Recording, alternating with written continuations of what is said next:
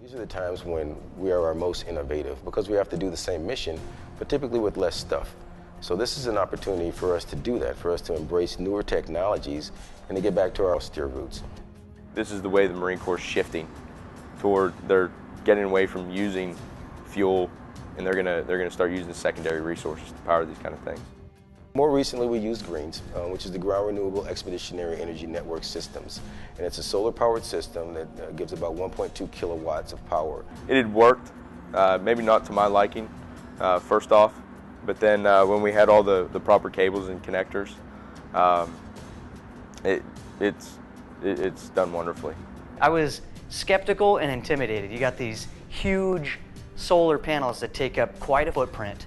A technology I'd not seen before. Once we actually got out here and started hooking it up to the systems we usually hook up generators to, namely the fire direction center and the guns, and seeing that it was in fact capable of running those for an infinite period of time. When applying this system, so that's going to allow us to have more money for those training evolutions. If we're saving fuel, then we can actually maybe use that towards the ammunition or other aspects of that training. Any type of operations that you're doing that requires energy, you require fuel. Pushing those logistical convoys out there, fuel specific, is a very large footprint. When you have the engine running, there are all kinds of issues. You're consuming fuel.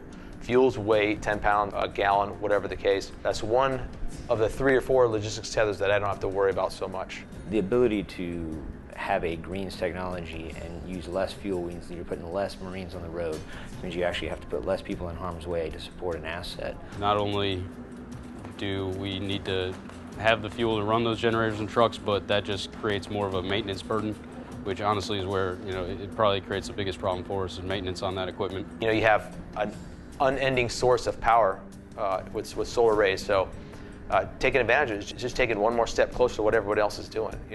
It's taking modern technology, sort of off-the-shelf technology that's been there for individuals and corporations, and taking it and bringing it in the Marine Corps. When you start to look at more efficient energy sources that require less fuel to operate, you actually have other side benefits of lightening the mag tap at the same time, making them less reliant on things like bulk liquids like fuel. And it plays a huge role into making your Marines more survivable and more lethal in the future.